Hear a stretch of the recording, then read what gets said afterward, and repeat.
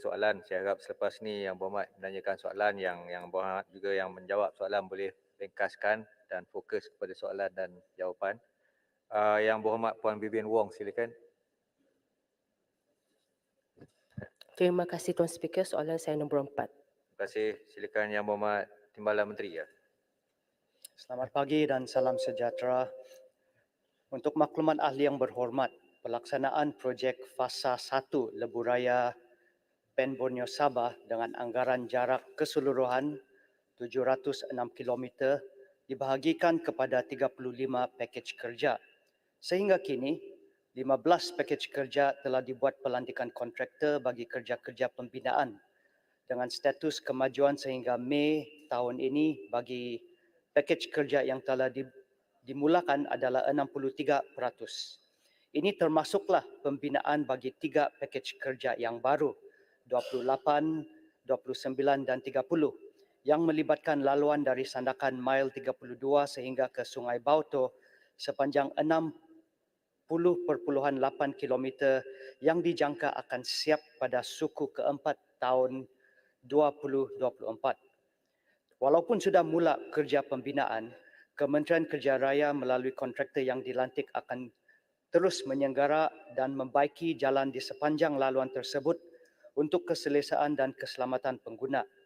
Bagi jalan yang termasuk dalam fasa pembinaan projek Lebuh Raya Pen Borneo, kerja-kerja penyelenggaraan akan dilaksanakan oleh kontraktor Pen Borneo yang dilantik.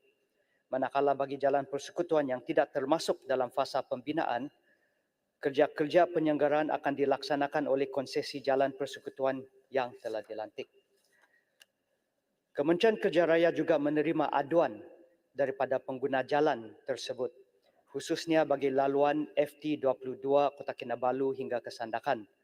Justru kementerian ini telah menubuhkan pasukan petugas khas untuk jalan Telupit ke Sandakan yang bertujuan untuk mengenal pasti dan mencari jalan penyelesaian jangka pendek, jangka sederhana dan jangka panjang untuk mengatasi kesulitan pengguna di sepanjang laluan tersebut.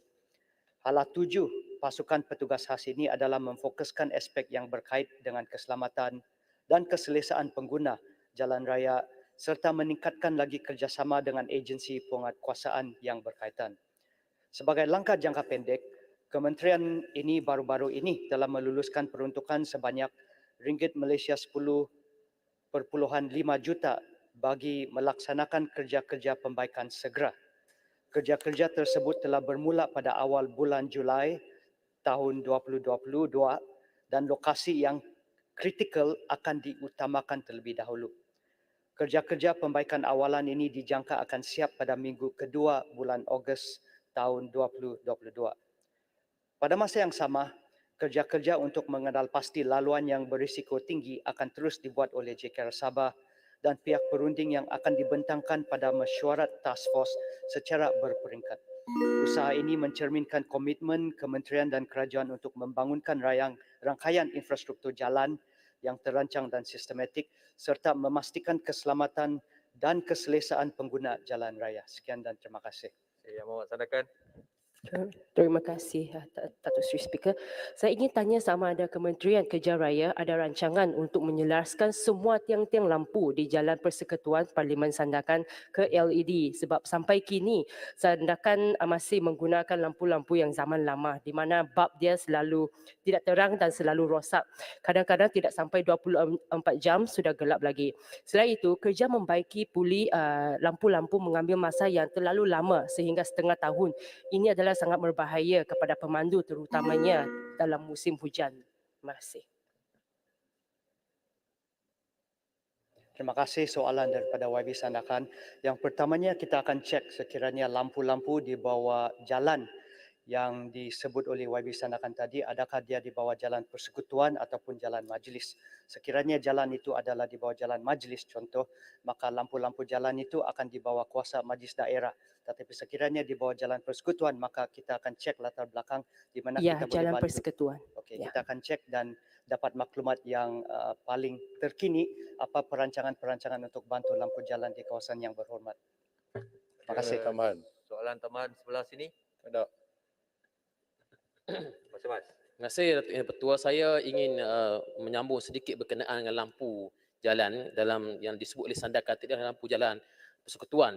Saya ingin menyebut tentang lampu jalan kampung, Yang Berhormat Menteri, kerana saya apa yang berlaku kadang-kadang lampu jalan kampung ini didirikan dengan tidak mengambil kira pandangan kami daripada ahli parlimen. Jadi kalau boleh sekiranya Timbalan Menteri dapat untuk menyelaraskan polisi ini supaya pandangan kami sebagai pemegang taruh dan juga sebagai orang yang bertanggungjawab di peringkat bawah ini diambil kira untuk menentukan mana lampu-lampu jalan yang boleh dipasang. Kerana kadang-kadang bila selesai pasang barulah nak minta untuk kami endorse untuk bayaran akhir. Ini tak sepatutnya berlaku. Terima kasih soalan daripada YB Pasir Mas. Untuk maklumat Yang Berhormat Pasir Mas dan juga maklumat tambahan untuk YB Sandakan tadi, kerajaan ataupun kementerian memang setiap tahun kita ada allocate perbelanjaan untuk menaik taraf ataupun menyenggara lampu jalan. Untuk tahun 2021 di Semenanjung Malaysia sebanyak 29 juta dan untuk Sabah sebanyak 4.4 juta. Untuk tahun ini, untuk Semenanjung kita telah mengallocate 12.2 juta dan untuk Sabah 1.6 juta. Jadi mungkin kita akan mempertimbangkan permohonan-permohonan daripada daerah-daerah tersebut untuk kita allocate jumlah-jumlah peruntukan yang kita telah ada untuk memperbaiki dan juga menyenggara lampu-lampu jalan di kawasan masing-masing. Sekian dan terima kasih. Yang awak pokok sena sebenarnya dah bangun lama Yang awak. Baik, terima kasih Tan Sri.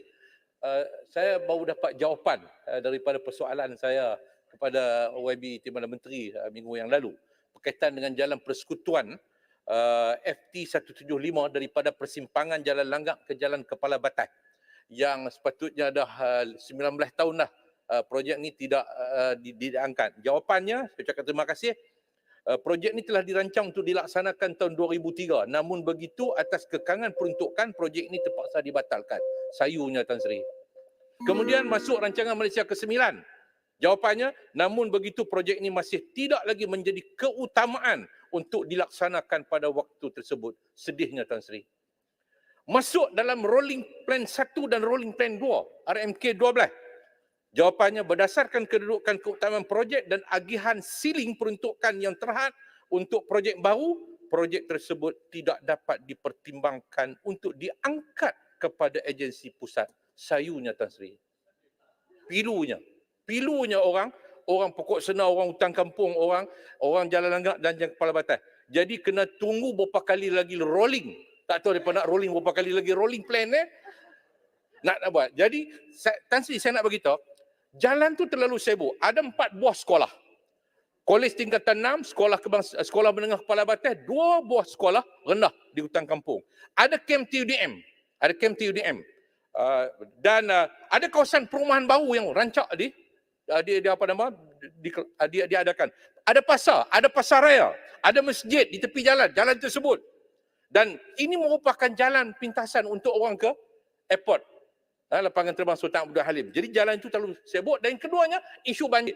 Bila tak dibuat jalan ini, sampai bila pun penyelenggaraan peparitan ini tidak dapat dibuat. Walaupun JKR telah buat beberapa projek untuk memintaskan air daripada banjir, akhirnya tidak menyelesaikan masalah banjir di kampung darat, di hutan kampung. Jadi saya nak minta ketegasan daripada kerajaan, khususnya daripada Perdana Menteri dan juga Menteri Kewangan untuk menyediakan peruntukan. Jangan jawab kata tidak menjadi keutamaan. Sedih, pilu rakyat ni.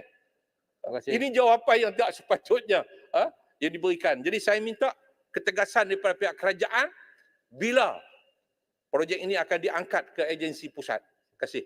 Saya pun pilu tengok Yang Berhormat pokok sena. Perlu jawab ke Tuan Speaker? Rakyat dengar semua. Untuk maklumat Yang Berhormat YB Pokok Sena, bagi kami di Kementerian Kerja Raya, memang kami mahu supaya projek itu dilaksanakan. Kementerian Kerja Raya kita sentiasa memihak kepada sektor pembinaan. Lebih banyak projek lagi bagus. Bagus untuk ekonomi negara, bagus untuk infra rakyat, bagus untuk kesemuanya. Tetapi memang kadang-kadang ada kekangan daripada segi kewangan dan sebagainya, di mana kita perlu membuat penilaian keutamaan. Dan membuat keputusan itu bukan Kementerian Kerja Raya, dia adalah agensi pusat. Kita menerima apa yang diangkat oleh kerajaan-kerajaan negeri contoh unit perancangan negeri dan sebagainya, dihantar kepada agensi pusat, contoh EPU dan MOF, dan kita akan buat keputusan. Jadi kalau bilang kita yang membatalkan projek itu, bukan daripada kami. Kalau KKR kita mau projek itu.